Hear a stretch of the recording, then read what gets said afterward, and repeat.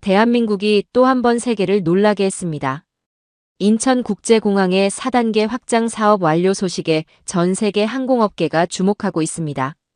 4조 8천억 원을 투입한 이번 사업으로 세계 최초로 5천만 명 이상 수용 가능한 터미널 2개를 보유하게 되었고, 여객 수송 능력이 기존 8위에서 단숨에 세계 3위로 도약하는 쾌거를 이뤘습니다. 더욱 놀라운 것은 화물 처리 능력이 630만 톤으로 확대되어 세계 2위 수준으로 올라섰다는 점입니다. 이제 두바이와 홍콩만이 인천공항 앞에 있을 뿐입니다. 특히 국내 반도체 수출의 98%를 처리하는 반도체 물류의 핵심 허브로서의 입지를 다지며 최첨단 기술인 스마트패스 시스템과 CTX-ray 등을 도입해 전 세계 공항들이 벤치마킹하는 미래형 공항의 새로운 기준을 제시했습니다. 여기서 끝이 아닙니다. 앞으로는 더 나아가 제3터미널과 제5활주로 확충으로 여객 1억 3,600만 명, 화물 1,000만 톤 처리가 가능한 초대형 공항으로 발전할 계획을 세우며 세계 최고 공항을 향한 대한민국의 도전은 계속됩니다. 바로 이 놀라운 변화의 현장을 영국의 한 금융 전문가가 직접 목격하게 됩니다. 과연 어떤 이야기일까요? 안녕하세요. 저는 영국 최고의 투자은행에서 일하는 소피아 에든버러입니다. 런던에서 항공산업을 전문적으로 분석하는 금융인이에요. 나이는 35살이고 옥스포드에서 경제학을 전공하고 LSE에서 금융학 석사를 마친 후 글로벌 투자은행에서 줄곧 항공산업만을 연구해 왔었어요. 특히 유럽과 중동 지역의 공항 인프라 투자 분야에서는 제가 회사 내 최고 전문가로 불리고 있어요. 2024년 초여름 아시아 출장이 잡혔을 때는 사실 많이 걱정했었어요. 특히 한국은 처음 가보는 나라였거든요. 물론 삼성이나 현대차 같은 큰 기업들은 알고 있었지만 솔직히 말하면 작은 아시아 국가 정도로만 생각했었죠. 런던의 화려한 금융가에서 근무하며 저는 늘 영국이 세계 금융의 중심이라고 자부심을 가지고 있었거든요. 출장 전날 밤, 저는 평소처럼 메이페어의 제 아파트에서 한국에 대한 자료를 찾아보고 있었어요. 우연히 본 인천공항 관련 기사가 눈에 띄었는데 4단계 확장 프로젝트라는 게 진행 중이라고 했었죠. 하지만 그때까지만 해도 그저 아시아의 과한 개발 열풍 정도로만 여겼었어요. 다음 날 아침, 저는 늘 그래왔듯이 히드로 공항 제1터미널의 퍼스트 클래스 라운지에서 출국 준비를 하고 있었어요. 라운지에서 내려다 보이는 히드로 공항의 전경은 언제 봐도 인상적이었죠. 80년이 넘는 역사를 자랑하는 이 공항은 저에게 영국의 자존심 그 자체였어요. 평소처럼 라운지에서 얼그레이티를 마시며 공항을 내려다보고 있자니 문득 제가 얼마나 히드로 공항에 자부심을 가지고 있었는지 새삼 깨달았었죠. 출발 전 마지막으로 이메일을 확인하는데 본사에서 급한 메일이 와 있었어요. 아시아 공항들의 경쟁력을 더 자세히 분석해달라는 요청이었죠. 특히 인천공항의 4단계 확장이 유럽 공항들에 미칠 영향을 우려하는 톤이었어요. 하지만 저는 그때 설마 히드로에 영향이 있을까? 하는 생각을 했었죠. 우리는 유럽 최대 규모였고 연간 7,800만 명을 수용할 수 있는 세계적인 공항이었으니까요. 비즈니스석에 자리를 잡고 앉아 태블릿으로 히드로 공항의 최신 데이터를 다시 한번 확인했어요. 연간 476만 톤의 화물 처리 능력, 5개의 터미널, 유럽을 연결하는 800개가 넘는 항공편. 이런 숫자들을 보며 저는 과연 아시아의 어떤 공항이 이런 규모를 따라올 수 있을까 하는 생각을 했었죠.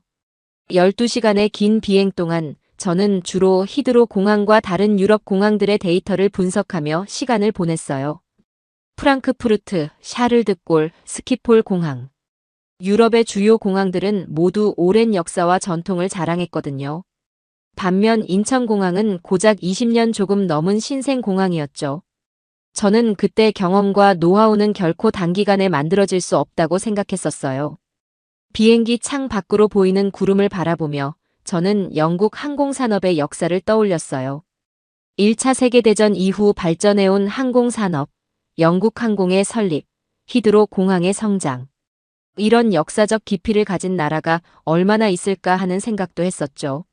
아시아의 신생 공항들이 첨단 시설을 도입한다고는 하지만 그것이 히드로의 경험과 노하우를 따라올 수는 없을 거라 확신했었어요. 한국에 거의 다 왔을 무렵 승무원이 창문을 열어두라고 했어요. 그때 창밖으로 처음 본 인천공항의 전경은 분명 인상적이었어요. 하지만 그때까지도 저는 겉모습만 번지르르한 게 아닐까 하는 생각을 떨칠 수 없었었죠. 히드로의 실용적이고 전통적인 모습에 익숙했던 저에게 멀리서 보이는 인천공항의 미래지향적인 외관은 오히려 낯설게 느껴졌었거든요. 착륙을 준비하면서 저는 노트북을 덮고 잠시 생각에 잠겼었어요. 회사에서 10년간 일하면서 본 아시아의 성장세는 분명 무시할 수 없는 수준이었죠. 지난 몇 년간 아시아 시장이 빠르게 성장하는 것을 분석 보고서로 직접 작성하기도 했었거든요. 하지만 그래도 수백 년의 역사를 자랑하는 영국의 인프라를 따라올 수는 없을 거라고 생각했었어요. 비행기가 서서히 고도를 낮추고 활주로가 가까워지면서 저는 곧 제 생각이 얼마나 편협했는지 깨닫게 될 거란 사실을 전혀 예상하지 못했었어요. 제가 가진 영국 스탠다드라는 잣대가 얼마나 구시대적인 것이었는지, 그리고 이번 출장이 제 가치관을 완전히 뒤흔들어 놓게 될 거라는 걸 그때는 전혀 몰랐었죠. 그리고 그날은 제 인생에서 가장 큰 충격과 놀라움을 경험하게 될 거라는 것도 말이에요. 비행기에서 내려 처음 마주한 인천공항의 모습은 제 예상과는 완전히 달랐어요. 활주로에 착륙하자마자 눈에 들어온 건 마치 미래에서 본 듯한 거대한 유리 외벽을 가진 건물이었죠. 히드로 공항의 전통적인 붉은 벽돌 건물들만 보다가 이런 광경을 마주하니 솔직히 말도 안 나올 정도로 놀라웠어요. 저는 이런 게 정말 공항이야? 하는 생각이 들 정도였죠. 비행기에서 내려 입국장으로 향하는 길에서부터 제가 알던 공항의 모습과는 너무 달랐어요. 히드로에서는 항상 보던 지저분한 에어브리지도 오래된 벽지와 카펫도 없었죠. 대신 마치 우주선 안을 걷는 것 같은 깔끔하고 모던한 디자인이 제 눈을 사로잡았어요. 특히 천장에서 바닥까지 이어지는 곡선형 유리창을 통해 쏟아지는 자연광은 정말 인상적이었죠. 입국 심사장에 도착해서는 정말 깜짝 놀랐어요. 히드로에서는 항상 30분에서 1시간은 기다려야 했던 입국 심사가 이곳에서는 전혀 다른 모습이었거든요. 먼저 입국 심사장이 너무나 조용하고 질서정연했어요. 히드로에서는 늘 시끄럽고 복잡했는데 말이죠. 제 눈을 의심하게 만든 건 바로 자동 출입국 심사대였어요. 생체 인식으로 여권 심사가 단 몇 초 만에 끝나버리는 모습을 보면서 이게 정말 가능한 일인가? 하고 깜짝 놀랐었죠. 히드로에서는 상상도 할 수 없는 광경이었어요. 더구나 심사 공간이 너무 깔끔하고 효율적으로 배치되어 있어서 이동하는 내내 불편함이 전혀 없었죠. 그런데 이건 시작에 불과했어요. 수화물을 찾으러 가는 길에 본 공항의 내부 모습은 더욱 충격적이었어요. 히드로에서는 자주 보던 긴 대기줄도 없었고 짐을 찾는 공간도 훨씬 정돈되어 있었죠. 특히 제 눈을 사로잡은 것은 수화물 수취 시스템이었어요. 우리 히드로에서는 어느 벨트에서 짐이 나올지 헷갈리고 수화물 분실이나 지연이 일상다반사였는데 이곳의 시스템은 완전히 달랐어요. 수화물 벨트 위의 대형 전광판에는 항공편별로 짐이 나오는 순서가 정확하게 표시되어 있었고 벨트마다 안내 직원들이 질서 있게 승객들을 도와주고 있었어요. 특히 인상 깊었던 건 수화물 카트가 놓인 공간부터 벨트 주변까지 동선이 얼마나 효율적으로 설계되어 있는지였죠. 히드로에서는 상상도 할 수 없는 체계적인 시스템이었어요. 세관을 통과하는 과정에서는 또 한 번 놀라게 됐어요. CT 엑스레이라는 최첨단 장비를 사용하고 있었거든요. 히드로에서는 아직도 가방을 열어 일일이 검사하는 경우가 많았는데 이곳에서는 3D 이미지로 한 번에 검사가 끝나버렸어요. 검사관들의 태도도 무척 친절했죠. 히드로의 세관 직원들이 가끔 불친절하고 고압적인 태도를 보이는 것과는 정말 달랐어요. 입국장을 빠져나와 도착 로비에 들어섰을 때는 정말 할 말을 잃었어요.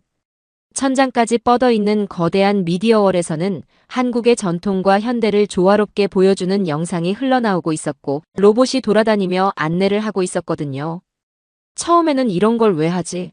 라고 생각했는데 이게 단순한 치장이 아니라 실제로 도움이 되는 시스템이라는 걸 곧 알게 됐어요.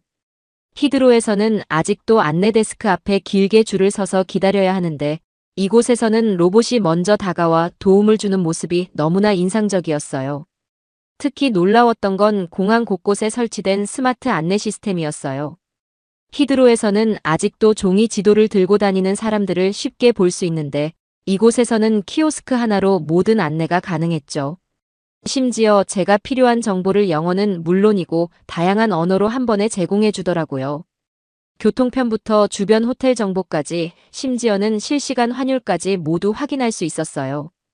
잠시 화장실을 들렀는데 이것도 놀라움의 연속이었어요. 히드로의 화장실은 자주 청소를 하지만 늘 북적이고 지저분한 경우가 많았거든요.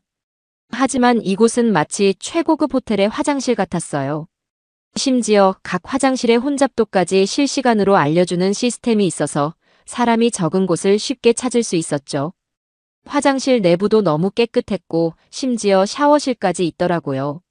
저는 잠시 도착층 카페에 앉아 노트북을 펼쳤어요. 무료 와이파이는 기본이었고 속도가 믿을 수 없이 빨랐죠. 히드로에서는 와이파이가 자주 끊기고 느린데 말이에요. 테이블마다 무선 충전기가 설치되어 있는 것도 인상적이었어요. 카페의 디자인도 세련됐고 음료 가격도 일반 공항에 비해 비싸지 않았어요. 그때 마침 제 옆자리에 앉은 일본인 비즈니스맨과 이야기를 나누게 됐는데 그분이 나리타도 좋지만 인천공항은 마치 10년 후의 모습을 보는 것 같다고 하더라고요. 그분은 도쿄에서 20년 넘게 항공 관련 사업을 하신 분이었는데 인천공항의 시스템에 완전히 감탄한다고 말하셨어요. 그 말을 듣는 순간 제가 얼마나 편협한 생각을 하고 있었는지 깊이 반성하게 됐어요. 잠시 후 공항 관계자와의 미팅이 있어서 이동하는 길에 아트포트라는 공간을 지나게 됐어요. 그곳에서 본 디지털 아트와 전통 예술의 조화는 정말 인상적이었죠. 히드로의 단조로운 통로들과는 비교도 할 수 없을 만큼 아름다웠어요. 특히 눈에 띄었던 건 키네틱 아트였는데 승객들의 움직임에 반응해서 작품이 변화하는 모습이 매우 인상적이었어요. 그리고 저는 제가 얼마나 오만했는지, 그리고 영국식이 최고라는 제 생각이 얼마나 잘못됐는지를 깨달았어요. 그리고 공항 투어를 할 수 있는 기회가 생겨서 공항 투어를 했는데요. 새로 생긴 전망대에서 시작됐는데 그곳에서 본 광경은 정말 압도적이었어요. 전망대 벽면에는 4단계 확장 사업에 대한 대형 인포그래픽이 설치되어 있었어요. 총 4조 8천억 원을 투자해서 제사활주로와 계류장 75개를 새로 만든다는 내용이었죠. 특히 눈에 띈 건 연간 여객 수용 능력이 1억 600만 명으로 늘어난다는 거였어요. 투어 가이드는 이제 인천공항이 두바이, 이스탄불에 이어 세계 3위 규모의 초대형 공항이 된다고 설명해 주셨어요. 전망대에서는 신설되는 제사활주로 공사 현장도 한눈에 내려다볼 수 있었어요. 3,750m 길이의 활주로라고 하는데 어380 같은 초대형 항공기도 자유롭게 이착륙할 수 있다고 하더라고요. 시간당 운항 횟수도 90회에서 107회로 늘어난다는 설명을 들으면서 저는 히드로에서의 경험을 떠올렸어요. 우리는 아직도 제3활주로 건설을 논의만 하고 있었는데 말이에요. 전시관으로 이동하면서 새로운 관제 시스템에 대한 소개 영상도 봤어요. CCTV 영상과 운항 정보를 통합해서 보여주는 AR 기반 스마트 계류장 관제 시스템이라는 건데 이런 혁신적인 시스템은 처음 봤어요. 항공기 이동 경로를 AI가 분석하고 경로 이탈도 자동으로 확인한다고 하더라고요. 화물 처리 시설에 대한 설명도 인상적이었어요. 현재 500만 톤이던 처리 능력이 630만 톤으로 늘어난다는데 특히 놀라웠던 건 이곳에서 한국 반도체 수출의 대부분을 처리한다는 거였어요. 전시된 자료들을 보면서 저는 금융인의 관점에서 이 공항의 경제적 가치를 다시 한번 생각하게 됐죠. 새로운 보안 시스템에 대한 체험존도 있었어요. 3D CT 엑스레이 검색대를 실제 크기로 재현해 놓은 전시물이었는데 액체류나 노트북을 따로 꺼내지 않아도 된다고 해요. 통합 판독실에서는 3D 이미지로 수화물을 빠르게 분석한다고 하더라고요. 제가 매일 출장 다니면서 겪었던 불편함이 곧 사라질 거라고 생각하니 기분이 좋아졌어요. 전시관 한쪽에서는 J터미널 확장 모형을 볼 수 있었어요. 출발 게이트 공간이 600m나 늘어난다고 하는데 그 긴 거리를 걱정하는 승객들을 위해 다양한 편의시설도 준비한다고 해요. 무인 안내기는 키가 다른 승객들을 배려해 높이를 조절할 수 있게 만든다고 하더라고요. 가장 인상적이었던 건 예술과 기술의 조화였어요. 키네틱 조형물이나 미디어 아트 작품들이 공항 곳곳에 설치된다고 해요. 단순한 장식이 아니라 공항의 실시간 운영 데이터와 연동되어 움직이는 작품들이라고 하더라고요. 투어를 마치고 나오면서 전시된 미래 계획도 봤어요. 앞으로 제3터미널과 제5활주로까지 만들어서 여객 1억 3,600만 명, 화물 1,000만 톤을 처리하는 게 최종 목표라고 해요. 이건 제가 알던 어떤 공항의 규모도 뛰어넘는 수준이었죠. 이 시간에 투어가 끝나고 저는 공항 카페에 앉아 깊은 생각에 잠겼어요. 노트북을 펴고 런던 본사에 보낼 보고서를 쓰기 시작했죠. 인천공항의 4단계 확장은 단순한 시설 확충이 아닙니다. 이것은 미래 항공산업의 새로운 기준이 될 것입니다. 이렇게 시작하는 보고서를 쓰면서 제 마음속에 가득했던 유럽 중심적인 생각들이 완전히 바뀌고 있다는 걸 느꼈어요. 투어에서 찍은 사진들을 보면서 이제는 우리 히드로가 인천공항을 따라가야 할 처지가 된 것 같아 씁쓸하면서도 한편으로는 이렇게 발전된 공항을 직접 볼 수 있어서 감사한 마음이 들었어요. 이날 본 것들은 제 경력에서 가장 인상적인 경험으로 오래도록 기억에 남을 것 같았어요. 다음 날 아침, 저는 일찍 공항에 도착했어요. 귀국 비행편까지는 아직 시간이 여유가 있었거든요. 이왕 시간이 있는 김에 출국장에서 여유롭게 인천공항을 더 경험해보고 싶었죠. 먼저 체크인 카운터로 향했는데 그곳에서 또 한 번 놀라게 됐어요.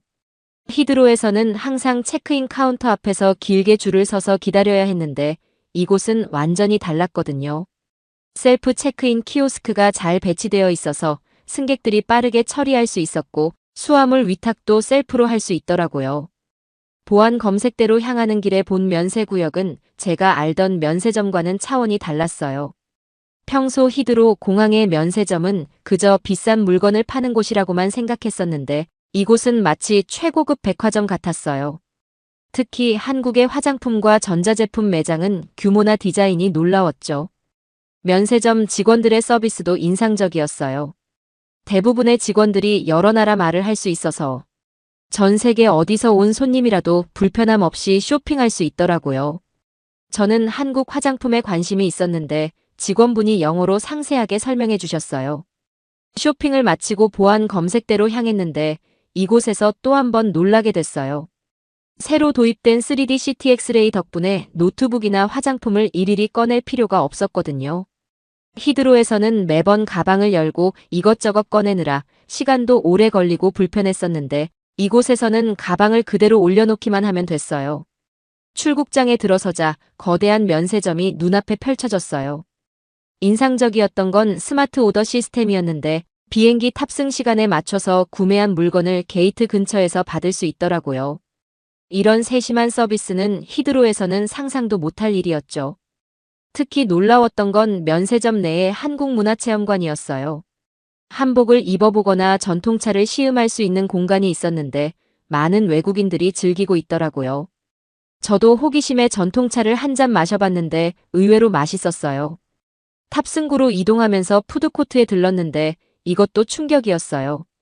히드로의 비싸고 맛없는 공항식과는 달리 이곳은 다양한 한식부터 세계 각국의 음식까지 합리적인 가격으로 즐길 수 있었거든요. 특히 실시간으로 메뉴와 대기 시간을 보여주는 디지털 안내판이 매우 편리했어요. 식사를 마치고 탑승구 근처의 라운지에 앉아 있는데 옆자리에 외국인 승객과 이야기를 나누게 됐어요. 그분은 독일의 항공 컨설턴트셨는데 인천공항은 이제 세계 공항들의 롤모델이라고 하시더라고요. 특히 수화물 처리 시스템과 보안 검색 시스템의 효율성을 극찬하셨어요. 탑승 시간이 다가와서 게이트로 향하는 길에 컬처거리라는 곳을 지나게 됐어요. 한국의 전통 문화를 현대적으로 재해석한 공간이었는데 특히 인상적이었던 건 디지털 기술과 전통 예술의 조화였어요. 전통 민화가 디지털 아트로 재탄생한 작품 앞에서는 많은 승객들이 발걸음을 멈추고 사진을 찍고 있었죠. 마지막으로 제 눈을 사로잡은 건 게이트 주변의 편의시설이었어요. 모든 좌석에 충전기가 설치되어 있었고 심지어 일부 좌석에는 태블릿 PC가 설치되어 있어서 실시간 비행 정보를 확인할 수 있더라고요. 탑승을 기다리는 시간조차 지루하지 않게 만드는 세심한 배려가 느껴졌어요. 비행기에 탑승하기 직전 저는 마지막으로 한 번 더 출국장을 둘러봤어요. 24시간 동안 이곳에서 경험한 모든 것들이 머릿속을 스쳐 지나갔죠. 처음에 가졌던 유럽 중심적인 생각들이 얼마나 편협했는지 새삼 깨달았어요. 귀국 비행기 안에서 저는 보고서를 완성했어요. 인천공항은 더 이상 아시아의 허브공항이 아닙니다. 이곳은 이미 글로벌 공항의 새로운 기준을 제시하고 있습니다. 이렇게 시작하는 보고서를 쓰면서 제 마음 한켠에서는 왠지 모를 자부심이 느껴졌어요. 이제 런던으로 돌아가는 길이었지만 제 마음은 이미 다음 출장을 기대하고 있었어요. 다음에는 꼭 인천공항을 경유해서 가야겠다고 다짐했죠. 그리고 우리 히드로 공항도 언젠가는 이런 모습으로 변화할 수 있기를 조용히 기도했어요. 런던으로 돌아와 아시아 지역 공항 인프라에 대한 분석 보고서를 제출했어요. 제 책상 위에는 인천공항에서 찍은 사진들과 수집한 자료들이 가득했어요.